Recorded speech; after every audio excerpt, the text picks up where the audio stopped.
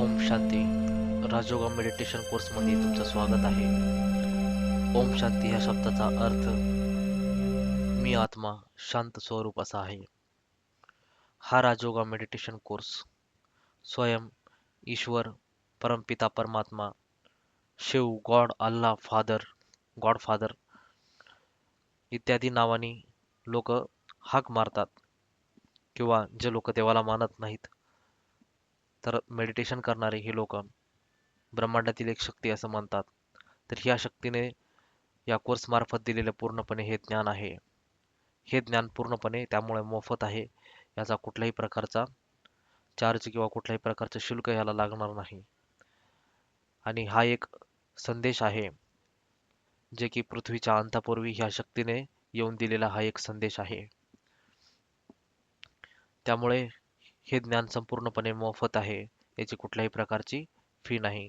त्याचप्रमाणे हे ज्ञान सर्व लोकांसाठी आहे, कारण ही शक्ती, हे ईश्वर, गॉड, अल्लाह, फादर, शिव हे सर्वांचे आहेत आणि सर्वांचा त्यांच्यावरती हक्क आहे, कारण ते सर्व आत्म्याचे पिता आहेत. त्यामुळे ईश्वरावरती सर्वांचा समान हक्क आहे. कोणीही परक नाही. जात धर्म आधारित यावरती कुठलाही भेदभाव केला जाणार नाही. त्याचप्रमाणे स्त्री पुरुष किंवा प्रांतावरती देखील कुठल्याही प्रकारचा भेदभाव केला जाणार नाही, कारण ह्या जगातील सर्व मनुष्य आत्म्याचा पिता हे परमपिता परमात्मा आहेत. आणि मग त्यांनी दिलेलं हे जे ज्ञान आहे ते मोफत आहे. पृथ्वीच्या अंतापूर्वी त्यांनी हे दिलेलं ज्ञान आहे. हे सर्व धर्मांसाठी ज्ञान आहे. बघा, या ठिकाणी एक आपला टॉपिक आहे, त्याच्यामध्ये सर्व धर्माचा उल्लेख हा केलेला आहे. ठीक आहे. बघा, हा 5वा चॅप्टर आहे. याच्यामध्ये सर्व धर्माचा उल्लेख केलेला आहे. गुरु नानक आहेत, प्रजापिता ब्रह्मा आहेत, क्राइस्ट आहेत, रामेश्वरमचं हे ज्योतिर्लिंग आहे. ठीक आहे. महावीर आहेत, महात्मा बुद्ध आहेत, संगये अवसाद मक्का मदिनाचं या ठिकाणी आहे. बघा, पशुपतीनाथचं ज्योतिर्लिंग आहे. त्याचप्रमाणे राजा विक्रमादित्यने बनविलेलं हे सोमनाथचं ज्योतिर्लिंग आहे. तर अशा पद्धतीनं हे सर्व धर्माचं ज्ञान या ठिकाणी देण्यात येत आहे. ईश्वरांनी सांगितल्याप्रमाणे ह्या जगातला कुठलाही धर्म वाईट नाही. जे काही वाईट गोष्टी आहेत त्या लोकांनी धर्मामध्ये टाकलेल्या आहेत, जेणेकरून धर्मामध्ये पंथामध्ये अनेक जाती उदयास आलेल्या आहेत आणि लोक धर्माच्या नावावरती चालायचं सोडून आज धर्माच्या नावावरती भांडणं करायला तयार आहेत, असं हे परमपिता परमात्मा सांगतात. त्याचप्रमाणे सर्व गोष्टी ह्या विज्ञानाच्या पुराव्याच्या आधारे त्या समजून सांगत असतात. त्यामुळे ईश्वर जर आहे तर तो सर्वांसाठी आहे. जर ईश्वर आहे, हे सत्य जर आहे, तर हे सत्य सर्वच लोकांना स्वीकारावं लागेल. त्यामुळे ईश्वर जे ज्ञान सांगतात ते विना पुराव्याचं कुठलंही ज्ञान सांगत नाहीत. आपण आपल्या बुद्धीचा पूर्णपणे वापर करावा, सतसत विवेक बुद्धीचा वापर करावा आणि हे ज्ञान स्वीकारावे. प्रत्येक गोष्टीचे या ठिकाणी आपल्याला वैज्ञानिक पुरावे दिले जाणार आहेत. ठीक आहे. तर मी आत्मा शांत स्वरूप आहे, असा याचा अर्थ होतो. ठीक आहे. गुरु नानक यांनी काय सांगितलेलं आहे आपल्याला? गुरु नानक यांनी सांगितलं की एक ओंकार, एक ओंकार कोणाला म्हणलं जातं? परमपिता परमात्मा यांना किंवा ईश्वराला. ठीक आहे. तर आपण ह्या धर्माची माहिती नंतर घेणार आहोत, परंतु अगोदर परमपिता परमात्मा हे आहेत कसे आणि त्यांचं कार्य काय हे थोडक्यात आपण तोंड ओळख करून घेऊया. या चित्रामध्ये दाखवल्याप्रमाणे परमपिता परमात्मा, गॉड, अल्लाह, फादर किंवा शिव यांचे हे असे स्वरूप आहे. तर हे ज्योती स्वरूप आहे. भारतामध्ये 12 ज्योतिर्लिंग आहेत. त्याचप्रमाणे महाराष्ट्रामध्ये 5 अशी ज्योतिर्लिंग आहेत. ज्योतिर्लिंग या शब्दाचा अर्थ ज्योतीचे चिन्ह असा होतो. ज्योतीचे चिन्ह म्हणजे काय? लिंग म्हणजे चिन्ह. तर हे परमपिता परमात्मा किंवा गॉड, अल्लाह, फादर, शिव किंवा ह्या ब्रह्मांडातली जी शक्ती आहे तर ती ज्योती स्वरूप आहे.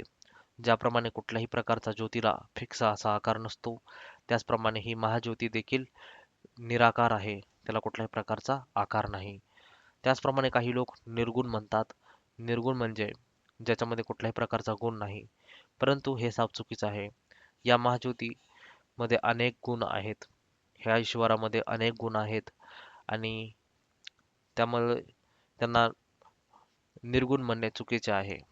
ते मास्टर ऑलमाइटी आहेत, highest authority in the world आहेत, सुप्रीम सोल आहेत. त्यामुळे जगाचं कल्याण करता असं त्यांना म्हणलं जातं. तर असे अनेक गुण आहेत, जेवढे गुण सांगायला जाल तेवढे कमीच पडतील. त्यामुळे त्यांना निर्गुण असं म्हणता येणार नाही. ते निराकार आहेत, ते प्रकाशमय ज्योतिबिंदू आहेत. आता विज्ञानाच्या भाषेत सांगायचं झालं तर या जगामध्ये एका ठिकाणाहून दुसऱ्या ठिकाणी सर्वात वेगाने जाणारी गोष्ट कोणती आहे, तर ती प्रकाश आहे.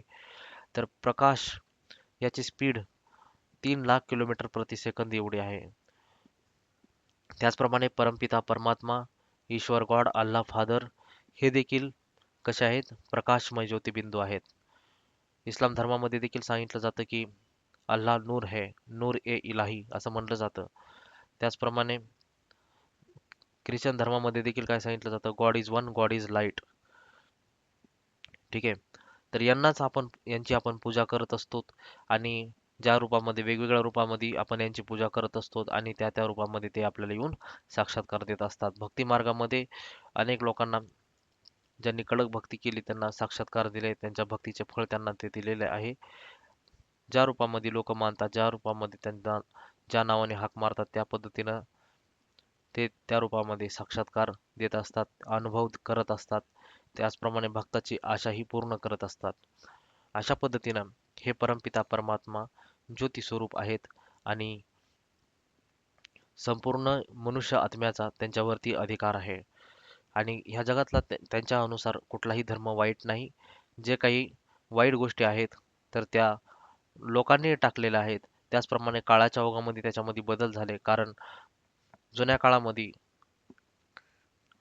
ज्यावेळेस धर्म स्थापन झाले त्यावेळेस प्रभावी अशी साधनं नव्हती, जेणेकरून धर्माचे मूळ ज्ञान मूळ रूपामध्ये टिकून राहील अशी कुठल्याही प्रकारची साधनं त्या ठिकाणी अस्तित्वात नव्हती.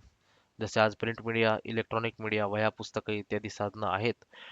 परंतु त्या काळी साधनांच्या अभावीमुळे धर्माचे मूळ ज्ञान दीर्घकाळापर्यंत मूळ रूपात राहू शकले नाही. त्यामुळे धर्मामध्ये अनेक बदल होत गेली आणि अंधश्रद्धा ह्या आल्या आणि मग धर्माधर्मामध्ये भेदभाव वाढले. ठीक आहे. आणि हे जग नष्ट का होणार आहे? कारण आज आपण पाहतो की चरित्रापासून दूर चाललेली पिढी, मोबाईलचा गैरवापर, अनेक वाईट चित्रफितीची निर्मिती केली गेलेली आहे. त्याचप्रमाणे माणसामध्ये वाढत जाणारे काम, क्रोध, लोभ, मोह, अहंकार हे 5 वाईट विकार जे आहेत, हे आजच्या मानवामध्ये खूप जास्त अति होताना आपण पाहत आहोत. त्यामुळे हे जग हे विनाशाकडे चाललेलं आहे. आणि याचाच परिणाम म्हणजे तुम्ही जसं मागे जाल त्या काळामध्ये भाऊ-भाऊ एकत्रित राहत होते. कुटुंबामध्ये एकत्रित कुटुंब पद्धती होती आणि त्याच्यामध्ये मोठी फॅमिली असायची. मग त्याच्यानंतर ॲडजस्टमेंट करण्याची माणसाची क्षमता ही कमी होत गेली आणि मग भाऊ-भाऊ हे विभक्त झाले आणि त्याच्यानंतर काळ असा आला की मुलं आई-वडिलाला सांभाळना गेली. ठीक आहे. मग आणखी सहनशक्ती माणसाची कमी झाली. काम, क्रोध, लोभ, मोह, अहंकाराच्या वशीभूत होऊन आणि आज आपण पाहतो की आजची पिढी ही चरित्रहीन पिढी आहे. ठीक आहे. मॅक्झिमम लोकांनी आपलं चरित्र हे भ्रष्ट केलेलं आहे. त्यामुळे संसार करायच्या वेळी ते एकमेकांशी पती-पत्नी हे एकमेकांशी प्रामाणिक राहतील काय याची गॅरंटी वाटत नाही. त्यामुळे अशी चरित्रापासून दूर गेलेली पिढी असल्यामुळे पती-पत्नी देखील एकत्रित इथून पुढे राहू शकणार नाही व्यवस्थितपणे. ठीक आहे. तर अशा अनेक गोष्टीमुळे पतन हे होत आहे. त्याचप्रमाणे लोकसंख्या वाढ देखील होत आहे. भरमसाठ लोकसंख्या ही वाढत आहे आणि लोकसंख्या वाढत असल्यामुळे भारतामध्ये 144 करोड लोकसंख्या आहे. त्याचप्रमाणे 32,87,263 चौरस किलोमीटर एवढं क्षेत्रफळ आपल्या देशाचं आहे ढोबळमानाने. ठीक आहे. हा आकडा वेगवेगळा असू शकतो काही प्रमाणामध्ये. ठीक आहे. तर साधारणपणे ह्या चौरस किलोमीटरला आपण ज्यावेळेस एकरमध्ये कन्वर्ट करू तर आपल्याला 81 करोड एकर जमीन आपल्या देशाकडे आहे असं समजतं. तर ॲव्हरेज जमीन आपल्या देशाकडे 81 करोड एकर एवढी आहे आणि प्रत्येक व्यक्तीच्या मागे जर आपण जमीन काढायची म्हणलं तर 21 गुंठा एवढी जमीन येते. म्हणजेच 21 गुंठा म्हणजेच 40 गुंठ्याचा 1 एकर असतो. म्हणजे जवळपास अर्धा एकर प्रत्येक व्यक्तीच्या मागे जमीन येते आणि मग त्याच्यामध्येच आपल्याला राहायचंय, त्याच्यामध्येच आपल्याला दवाखाने आहेत, त्याच्यामध्येच शाळा इत्यादी गोष्टी ह्या आहेत. ठीक आहे. तर मग आता एवढी पिढी जी आहे, एवढी लोकसंख्या जी आहे, तर यांना नेमकं यांचं पालन पोषण कसं होणार आहे? तर ऑब्विसली प्रत्येक गोष्टीचा नैसर्गिक साधन संपत्ती ह्या लिमिटेड प्रमाणामध्ये असल्यामुळे त्याच्यावरती ताणतण निर्माण होणारच आहे. ठीक आहे. परंतु याच्यामुळे काय होईल? क्लायमेट इम्बॅलन्स होत आहे, प्रदूषण वाढत आहे. त्याचप्रमाणे देशादेशामध्ये जे युद्ध आहे, ह्या युद्धामध्ये बॉम्बचा वापर, मिसाईलचा वापर केल्याने तापमान देखील वाढणार आहे. आणि आज हायटेक मिसाईल्स, एवढ्या हायटेक बॉम्ब्स बनलेले आहेत, जेणेकरून ह्या पृथ्वीला कित्येक वेळा नष्ट केला जाईल, एवढी ताकद आजच्या या मिसाईल्स आणि बॉम्ब्समध्ये आहे. त्यामुळे ह्या देशादेशामध्ये जे काही अहंकार आहेत, अनेक विकसित देशामध्ये जे काही अहंकार आहेत, त्या अहंकाराचा उद्रेक होऊन शेवटी ते एकमेकावरती मिसाईल टाकणारच आहेत. आणि मग या वातावरणाचं टेम्परेचर वाढणार आहे. जागतिक तापमान वाढ ही होणारच आहे.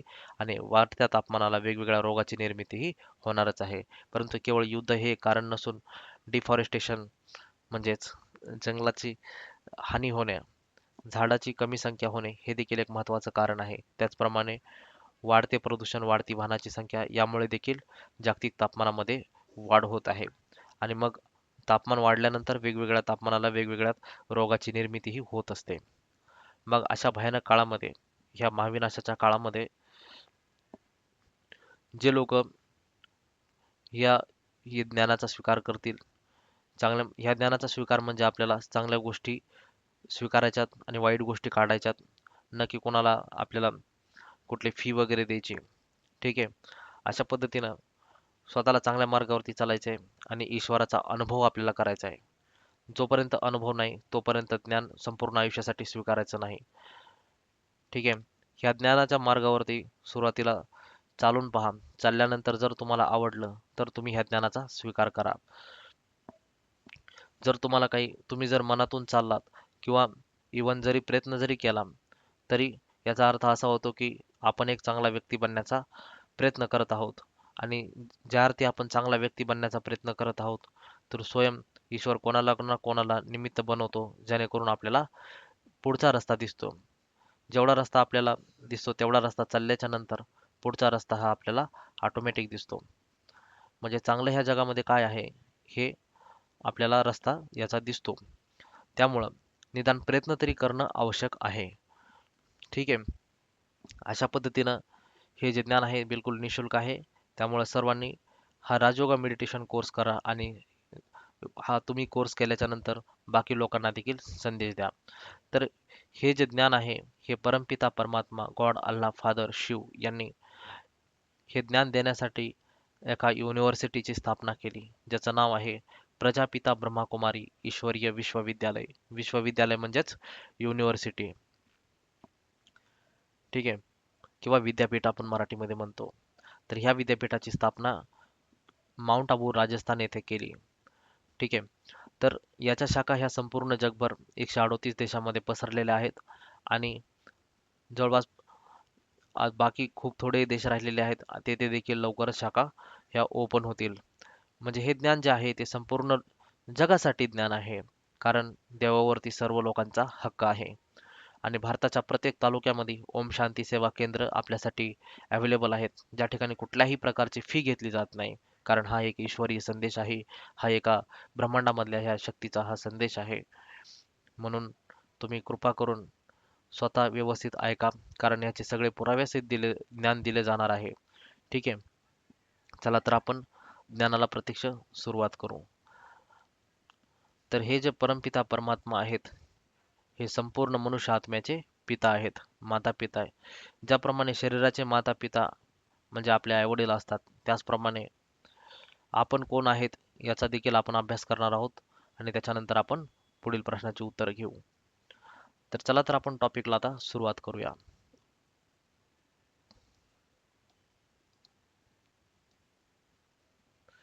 हे बघा, चित्रात दाखवल्याप्रमाणे ज्यावेळेस आपण एखाद्या व्यक्तीला प्रश्न विचारतो की तुम्ही कोण आहात, तर कुठलाही व्यक्ती आपल्याला काय उत्तर देईल? तो आपल्याला असं उत्तर देईल की मी एक डॉक्टर आहे किंवा मी एक वकील आहे किंवा मी बॉडी बिल्डर आहे किंवा मी ह्या घराचा मालक आहे. परंतु हे संपूर्ण वर्णन हे शरीराचं आहे. आपण बऱ्याचदा म्हणतो की हे माझं शरीर आहे, परंतु आपण असं कधीच म्हणत नाही की मी हात आहे, मी पाय आहे.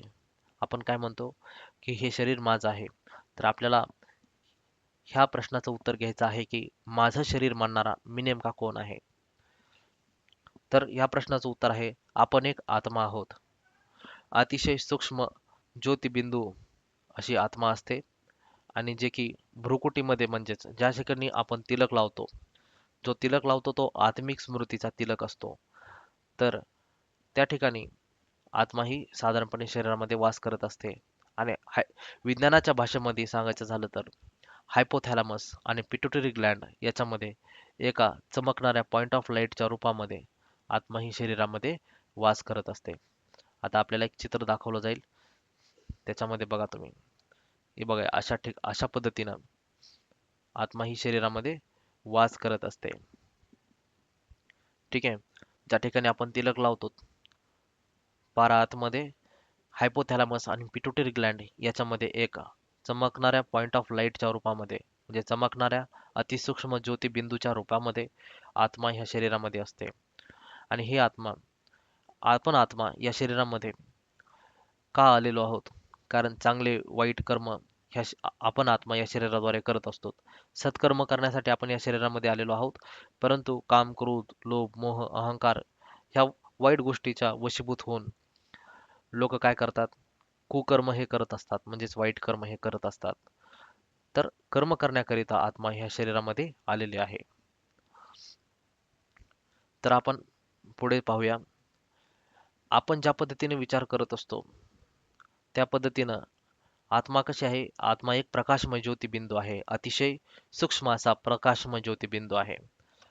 तर आत्म्याची किरण ज्याप्रमाणे सूर्याची किरण ह्या पृथ्वीतलावरती पडतात, ह्या ब्रह्मांडामध्ये पडत असतात, त्याप्रमाणे आत्म्याची किरणं देखील ह्या शरीरामध्ये पसरत असतात आणि शरीरातून बाहेर येऊन शरीराच्या अवतीभोवती हे किरणं जात असतात. मग आपण ज्या पद्धतीने विचार करतो त्या पद्धतीचे हे किरणं म्हणजेच व्हायब्रेशन्स, ज्या पद्धतीनं मोबाईल व्हायब्रेट होतो त्या पद्धतीनं अतिशय कमी प्रमाणामध्ये ह्या शरीरामधून हे किरणं आत्म्यातून बाहेर पडत असतात आणि ह्या शरीरामध्ये ते जात असतात. उदाहरणार्थ, जर आपण सकारात्मक विचार करू तर सकारात्मकतेची किरणं आपण आत्मा या शरीरामध्ये असल्यामुळे हे किरणं सर्वप्रथमतः या संपूर्ण शरीरामध्ये पसरत असतात आणि त्याचप्रमाणे ह्या शरीरातून ते बाहेर निघतात आणि मग आपल्या अवतीभोवती असं सकारात्मक वातावरण बनतं, जर आपण सकारात्मक विचार केला तर. ठीक आहे. तर ह्याचा पुरावा काय? तर बघा, प्रत्येक धर्माने आपल्याला सांगितलेलं आहे की आपण जसे कर्म करू तसे आपल्याला फळ भेटणार. मग अनेक लोक असे असतात की जे खूप चांगली कर्म करतात, परंतु त्यांच्या आयुष्याचा कालावधी त्यांना त्याची फळं भोगण्यासाठी कमी पडतो. कारण जे सत्कर्म त्यांनी केलेले आहे, तर त्याचं प्रमाण हे खूप जास्त आहे. मग प्रमाण हे खूप जास्त असल्यामुळे ते त्यांच्या आयुष्याचा कालावधी चांगल्या कर्माची फळं भोगण्यासाठी कमी पडतो. मग उरलेलं फळ कधी भोगल? ती आत्मा उरलेलं फळ कधी भोगल? तर याचं उत्तर आहे, आत्मा हे शरीर वेगवेगळ्या कारणाने डॅमेज होते. तर डॅमेज झाल्याने किंवा कुठल्याही इत्यादी कारणाने आत्मा शरीर हे सोडत असते किंवा वृद्ध झाल्याच्या नंतर देखील हे शरीर आत्मा सोडत असते. आणि आत्म्याने ज्यावेळेस शरीर सोडलं जातं त्यावेळेस 13 दिवसाच्या नंतर आत्मा ज्या आईच्या पोटामध्ये बाळ आहे, तर त्या बाळाचं शरीर ही आत्मा घेत असते आणि पुढील प्रवासाला त्याच्या सुरुवात करत असते. आणि मग उरलेलं फळ हे त्यांना परत पुढच्या जन्मामध्ये ते भेटत असतं. मग आपल्याला प्रश्न पडायला पाहिजे की बाबा, जर मेलेले माणसं म्हणजेच शरीर सोडलेले आत्मा जर पुनर्जन्म घेत असेल, म्हणजेच मेलेले माणसं जर परत जन्म घेत असतील, तर मग जेवढी लोकसंख्या आहे या पृथ्वी तलावरती तेवढीच लोकसंख्या राहायला पाहिजे. मग ही लोकसंख्या का वाढत आहे? हा प्रश्न आपल्याला नक्कीच पडला पाहिजे. तर ह्या प्रश्नाचं उत्तर आपण पुढील पाठामध्ये घेणार आहोत. तत्पूर्वी आपण कर्माचे फळ आपण जाणून घेऊया. बघा, लक्षात घ्या, केवळ शरीराद्वारे कृती करणं म्हणजेच कर्म करणे नव्हे, तर विचार करणे हे देखील एक कर्म आहे. ठीक आहे. तर ज्या पद्धतीनं आपण विचार करतो त्याचं देखील आपल्याला फळ हे भेटत असतं. उदाहरणार्थ, जर एखादा व्यक्ती वाईट विचार करत असेल तर त्याच्या शरीरावरती, किंवा टेन्शनचा विचार करत असेल तर लगेच त्याच्या शरीरावरती त्याचा परिणाम हा होत असतो. ठीक आहे. त्याचप्रमाणे नकारात्मक विचार केल्याने त्याच्या अवतीभोवतीचं वायुमंडल हे नकारात्मक होतं. त्याच्या शरीरामध्ये नकारात्मक ऊर्जेचे किरण आत्म्यातून बाहेर पडतात आणि मग हे शरीरामध्ये पसरतात. त्याचाच परिणाम त्याच्या शरीरावरती देखील होतो. चेहरा सुकून जातो. ठीक आहे. मग त्याच्यानंतर ही नकारात्मकतेची किरणं त्याच्या शरीरातून बाहेर जातात आणि अवतीभोवतीचं वायुमंडल देखील निगेटिव्ह बनवतात. मग अशी लोक जे की ऑलरेडी मनाने कमजोर असतात, मग हे नकारात्मक विचार करणारे लोक अशा कमजोर लोकांच्या जवळ जातात तर त्यांच्यावरती देखील त्यांचा प्रभाव हा पडत असतो. त्यामुळे अ, अशा लोकांना बऱ्याचदा म्हणलं जातं की नजर लागली किंवा पनवती लागली. तर असे कमजोर लोक जे दुसऱ्याचा प्रभाव स्वतःवरती पाडून घेत असतात, कारण स्वतःची ऊर्जा देखील त्यांच्याकडे नसते, म्हणजे स्वतः ते कमजोर विचार करत असतात. त्यामुळे इतरांचा प्रभाव हा त्यांच्यावरती पडत असतो. म्हणजे थोडक्यात सांगायचं काय तर आत्म्यातून आपण ज्या पद्धतीने विचार करतो त्या पद्धतीची किरण ही अवतीभोवती पडत असतात आणि मग ते शरीरात पसरतात आणि शरीर पसरल्याच्या नंतर ते पुन्हा बाहेर ते जात असतात. अशा पद्धतीनं the hidden messages of water, Masaru Emoto या शास्त्रज्ञांनी एक पुस्तक लिहिलेलं आहे. याच्यामध्ये बघा, त्यांनी पाण्याला वेगवेगळ्या प्रकारची दृष्टी दिली, म्हणजे वेगवेगळा विचार करत करत पाण्याकडे पाहिलं आणि त्या पाण्याला फ्रीज केलं म्हणजे बर्फाच्या रूपामध्ये आणलं. आणि मग त्यांना आणल्याच्या नंतर त्यांना अशी पाण्याची वेगवेगळी संरचना बघायला मिळाली. The water of the Fujiwara dam before and after a Buddhist monk offered a prayer. म्हणजे काय, पूर्वी पाणी कसं होतं तर हे बघा, डार्क कलरचं कसं दिसत आहे, एकदम वेगळं विचित्र अशी संरचना त्याची दिसत आहे. ठीक आहे. मायक्रोस्कोप खाली त्यांनी सर्वप्रथमतः पाणी ते घेतलं एका कंटेनर मध्ये आणि मग त्याच्याकडे त्याला दृष्टी दिली, त्याच्याकडे बघत राहिले, दृष्टी देणे म्हणजे बघत राहिले. ठीक आहे. एका फुजिवारा डॅम मधून त्यांनी पाणी घेतलं होतं. मग ह्या पाण्याला, त्याच पाण्याकडे ज्यावेळेस एका बुद्धिस्ट मॉन्कनी, म्हणजे जे की मेडिटेशन म्हणजे तपस्या करत असतात, सकारात्मक विचार करत असतात. मेडिटेशन म्हणजे काय असतं तर सकारात्मक विचाराची ही एक संरचना असते, एक फोकस असतो एका गोष्टीवरती. ठीक आहे. अशा पद्धतीनं ह्या सकारात्मक विचारावरती ज्यावेळेस फोकस करत असतात तर हे बुद्धिस्ट मॉन्क मॉन्क म्हणजे साधू, तर ह्या साधूंच्या जे किरण त्या पाण्यावरती पडले, म्हणजे त्यांनी ज्यावेळेस ह्या पाण्याकडे बघितलं तर ह्या पाण्याची संरचना ही बदलली, अशा पद्धतीने बदलली बघा. एकदम छान अशी संरचना ही झाली. त्याचप्रमाणे इथं बघा, दुसऱ्या चित्रामध्ये काय दाखवलेलं आहे, Tokyo's tap water before and after 500 people sent their energies of love remotely from different places in Japan. Okay. तर बघा, हे सुरुवातीला ह्या ठिकाणी बघा, ह्या बाणाकडे लक्ष द्या. सुरुवातीला एक टोकियोमध्ये एक टॅप वॉटर म्हणजे नळाचं पाणी त्यांनी घेतलं आणि त्या पाण्याला फ्रीज करून ऑब्झर्व केलं. तर ते पाणी कसं झालं, अशा पद्धतीचं झालं, ज्याची की बिलकुल संरचना ही वेगवेगळी, म्हणजे अशी अतिशय बिघडलेली दिसत आहे. मग त्याच्यानंतर तेच पाणी घेऊन काय केलं, Tokyo's tap water before and after 500 people sent their energies of love, म्हणजे त्या पाण्याकडे 500 लोकांनी ज्यावेळेस त्या पाण्याकडे प्रेमाने बघितलं त्यावेळेस त्या पाण्याला फ्रीज केलं, बर्फाच्या रूपामध्ये आणलं आणि मायक्रोस्कोप खाली पुन्हा ऑब्झर्व केलं, तर ही पाण्याची अशी संरचना त्यांना भेटली. हे बघा या ठिकाणी. तर अशा पद्धतीनं म्हणजे चांगल्या चांगल्या संरचना ह्या भेटत गेल्या. म्हणजे विचारामध्ये आपली एवढी पॉवर आहे. म्हणजे आत्म्यातून हे किरण जे बाहेर पडतात आणि मग आत्म्यातून शरीरामध्ये आणि शरीरातून आपल्या अवतीभोवती ही किरण पसरत असतात. म्हणून आपल्याला बिलकुल नकारात्मक विचार करायचा नाहीये. कोणी किती वाईट असलं तरी त्याचं वर्णन करायचं नाहीये. कारण आपण जसा विचार करणार तसं वायुमंडल आपल्या अवतीभोवती बनणार आहे. आपल्या शरीरामध्ये तशा प्रकारची किरणंही पसरणार आहेत. त्यामुळे बिलकुल सकाळी उठून निगेटिव्ह बातम्या ऐकायच्या नाहीत. त्याचप्रमाणे कुठल्याही निगेटिव्ह गोष्टी बोलायच्या नाहीत. सकाळी तुम्ही भजन करा, कीर्तन करा किंवा देवाचं नाव घ्या किंवा मेडिटेशन करा. मेडिटेशन तर कंपल्सरी करणंच आहे. ह्या ज्ञानामध्ये आल्यानंतर अमृतवेलेला उठून मेडिटेशन करणं हे कंपल्सरी आहे.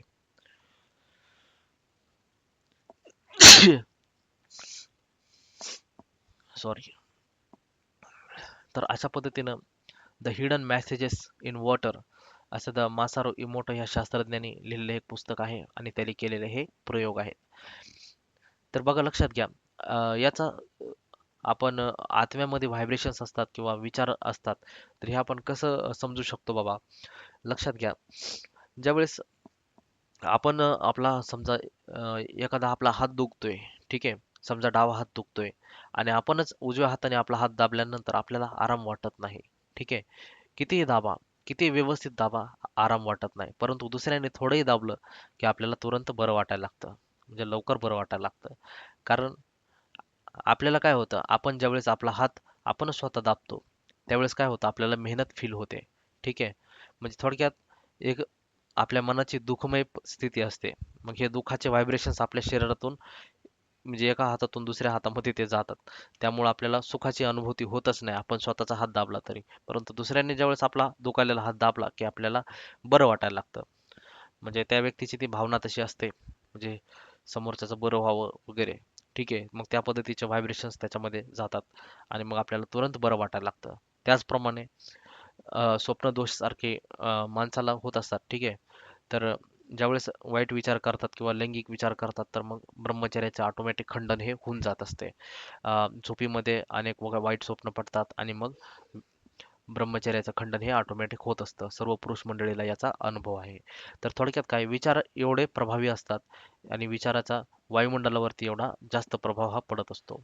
महात्मा बुद्धांनी देखील शांतिमय संकल्प करून वायुमंडल हे त्यांच्या अवतीभोवतीचे वायुमंडल हे शांतिमय केलेले होते. ज्या पद्धतीने अंगुलीमाल सारखे हिंस्र डाकू किंवा रागात आलेला हत्ती त्यांच्या कॉन्टॅक्ट मध्ये येताच शांत झाले पूर्णपणे. का झाले? कारण त्यांच्या अवतीभोवतीचे शांतीचे किरण पसरलेले होते. त्यामुळे ह्या वायुमंडलामध्ये ज्यावेळेस ते त्यांच्या कॉन्टॅक्ट मध्ये आले, त्यावेळेस हे हत्ती, रागात आलेला हत्ती किंवा असे हिंस्र डाकू हे त्यांच्या कॉन्टॅक्ट मध्ये येताच शांत झाले. ठीक आहे. तर अशा पद्धतीनं आत्मा असते आणि आपल्याला सकारात्मक विचार करायचा आहे.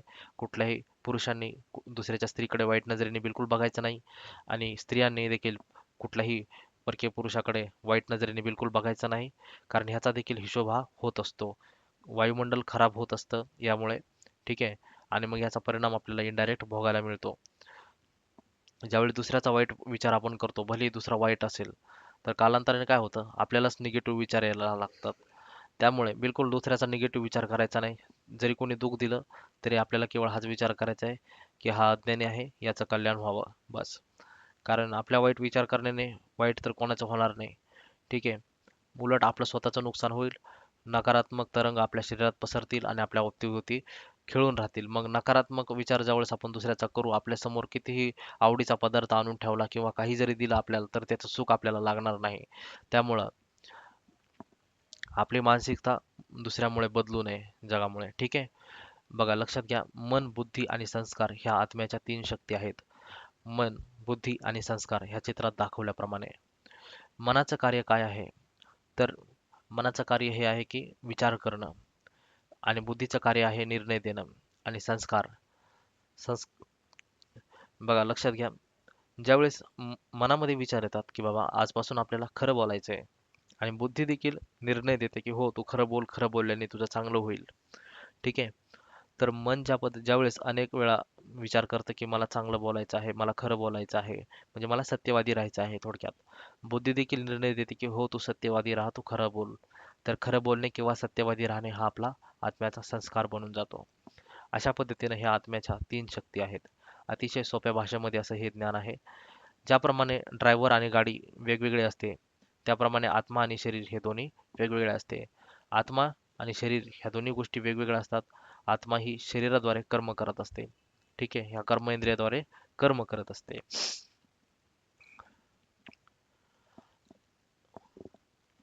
तर या जगातल्या प्रत्येक धर्माने सांगितलेलं आहे की जसे कर्म करणार तसे फळ भेटणार. तर कशा पद्धतीने फळ भेटणार ह्याच्यावरती आपण चर्चा ऑलरेडी केलेली आहे. आत्मा जोपर्यंत शरीरात असते तोपर्यंत त्याला जीवात्मा म्हणलं जातं. आत्मा शरीर सोडल्याच्या नंतर त्याला डेड बॉडी म्हणलं जातं किंवा मृत शरीर म्हणलं जातं, ठीक आहे. त्याच्या खाली आपण बघूया. आपल्याला या ठिकाणी समजून घ्यायचं आहे की मानवी शरीर हे 5 तत्वांनी बनलेलं आहे, ठीक आहे. तर शरीर आणि आत्मा. आता आत्म्याची आपण चर्चा केलेली आहे की आत्म्याचे तरंग वगैरे निघतात किंवा किरणं निघतात. तर हे तरंग किंवा किरणं नेमकं काय आहे? ठीक आहे. तर मोबाईलची ज्या पद्धतीने रेंज असते, ठीक आहे, डोळ्यांना दिसत नाही. त्या पद्धतीनं आत्म्यामधून व्हायब्रेशन्स हे निघत असतात. ठीक आहे. दिसत नाहीत परंतु ते असतात आणि ज्यावेळेस मेडिटेशन आपण करतो, तर त्यावेळेस ज्या ठिकाणी आपण तिलक लावतो, त्या ठिकाणी आपल्याला डोकं व्हायब्रेट व्हायला लागतं. ज्या पद्धतीने मोबाईल व्हायब्रेट होतो, त्या पद्धतीनेच आपल्याला तिथून व्हायब्रेशन्स हे यायला लागतात. ठीक आहे. आत्मिक स्थितीमध्ये स्थित होऊन ज्यावेळेस आपण परमात्म्याला याद करतो, त्यांची किरणंही आपल्यावरती पडतात, त्यावेळेस आपल्याला तिथं व्हायब्रेशन्स हे यायला लागतात. थोडक्यात काय तर आत्मिक स्थितीमध्ये स्थित झाल्यानंतर आपलं कनेक्शन हे त्यांच्यासोबत होतं आणि तिथून व्हायब्रेशन्स हे आपल्याला यायला लागतात. तर ह्याच्याबद्दल डीप माहिती आपण मेडिटेशन करताना हे बेसिक ज्ञान घेतल्याच्या नंतर घेणारच आहोत. ठीक आहे. त्यामुळे किरणं किंवा व्हायब्रेशन्स म्हटल्यानंतर तुम्हाला विचार येईल की जसे सूर्याचे पडतात तसा त्याचा कलर वगैरे काही दिसत नाही अवतीभोवती वगैरे वगैरे गोष्टी अशा मनामध्ये येतील. ठीक आहे. तर किरणं म्हणजे आपल्याला समजून घ्यायचं या ठिकाणी की व्हायब्रेशन्स असतात, कलरलेस व्हायब्रेशन्स, म्हणजे एवढे त्याचा परफेक्ट असा कुठला कलर आपल्याला दिसत नाही, परंतु हे व्हायब्रेशन्स असतात आपल्या अवतीभोवती. ठीक आहे. तर लक्षात घ्या, मानवी शरीर हे 5 तत्वांनी बनलेलं आहे. तर हे 5 तत्व कोणते आहेत? अ, हे बघा या ठिकाणी वॉटर म्हणजे पाणी, जमीन, अग्नी, हवा आणि निर्वात किंवा पोकळी. ठीक आहे. तर ह्या तत्वांनी आपलं शरीर बनलेलं आहे. याचं पुरावे नेमकं काय आहे?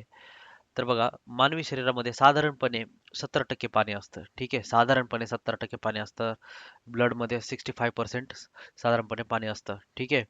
तर त्याप्रमाणे जलतत्व हे एक आपल्या शरीराचा भाग आहे. त्याचप्रमाणे लँड किंवा जमीन म्हणजे जमिनीमधून जे उगवलेलं अन्न आपण खातो, जमिनीद्वारेच अन्न उगवलं जातं ना, तर मग हे अन्न आपण खातो. त्याचप्रमाणे ह्याला देखील एक जमिनीला तत्व म्हणलं गेलेलं आहे, ज्याच्याने आपलं शरीर बनलं आहे. फायर किंवा हीट आपल्या बॉडीचं कॉमन टेम्परेचर हे 37 अंश सेल्सिअस एवढं असतं. मग हे 37 अंश सेल्सिअस तापमानालाच अग्नितत्व म्हणलं गेलेलं आहे. त्याचप्रमाणे वेगवेगळे ऍसिड्स आपल्या शरीरामध्ये आहेत, जे की गरम असतात. ठीक आहे. आणि हे गरमीचा आपल्याला जाणीव का होत नाही? ज्यांनी सायन्सचा अभ्यास, विज्ञानाचा अभ्यास व्यवस्थितरित्या केलेला आहे किंवा ज्यांचा विज्ञानाचा अभ्यास झालेला आहे, तर त्यांना व्यवस्थितरित्या माहीत आहे. आतमध्ये तो म्युकसचा वगैरे थर असतो, त्यामुळे ते आपल्याला जाणीव होत नाही हीटची. ठीक आहे. म्हणजे उष्णतेची आपल्याला जाणीव होत नाही. ठीक आहे. तर वेगवेगळे ऍसिड आपल्याला पोळत नाहीत त्यामुळेच आतमधून. परंतु ऍसिडिटी झाल्याच्या नंतर मग ते पोळायला लागतात, वर यायला लागतं त्यावेळेस. ठीक आहे. तर अशा पद्धतीनं अग्नितत्व हा आपल्या शरीराचा भाग आहे. त्याचप्रमाणे एअर म्हणजे हवा. श्वासोच्छवासाद्वारे आपण काय करतो बघा, कार्बन डायऑक्साईड आपण बाहेर सोडतो, ऑक्सिजन आतमध्ये घेतो. ठीक आहे. ऑक्सिजन आतमध्ये घेतो आणि कार्बन डायऑक्साईड बाहेर सोडतो. यालाच हवा तत्व असं म्हणलं गेलेलं आहे. त्याचप्रमाणे स्काय किंवा व्हॅक्यूम. तर व्हॅक्यूम म्हणजे काय? तर अशी जागा ज्या ठिकाणी काहीच नाही. ठीक आहे. थर्मास फ्लास्कचं उदाहरण तुम्हाला माहिती आहे का? थर्मास फ्लास्कमध्ये काय असतं? तर 2 कंटेनर असतात. ठीक आहे. एक बाह्य आवरण असतं आणि आतमधून एक अंतर आवरण असतं. त्या अंतर आवरणामध्ये आपण कुठलंही द्रव्य भरत असतो. जसं की चहा आहे, पाणी आहे. ठीक आहे. मग ते थंड असेल तर थंडच राहतं, गरम असेल तर गरमच राहतं. पण का राहतं? कारण 2 आवरण जे आहेत, त्या 2 आवरणाच्या मध्ये ना हवा असते, ना पाणी असते, ना काही नसतं. म्हणजे कुठलीच गोष्ट नसते. म्हणजे उष्णता एका ठिकाणाहून दुसऱ्या ठिकाणी वाहून नेण्यासाठी कुठल्याही प्रकारचं माध्यम नसतं. म्हणजेच काय असते? पोकळी असते. ठीक आहे थोडक्यात. त्याचप्रमाणे व्हॅक्यूम म्हणजे काय? तर पोकळी. त्यालाच कॅव्हिटी असं म्हणलं जातं. अशा अनेक कॅव्हिटी आपल्या शरीरामध्ये आहेत. ठीक आहे. तर अशा पद्धतीने ह्या पंचतत्वाने आपलं शरीर बनलेलं आहे. धर्माने खूप वर्षापूर्वी सांगितलेलं आहे, परंतु ईश्वराने देखील हे ज्ञानामध्ये सांगितलेलं आहे, की ह्या 5 तत्वाने आपलं शरीर बनलेलं आहे. ठीक आहे. तर अशा पद्धतीनं हे आपलं शरीर बनलेलं आहे.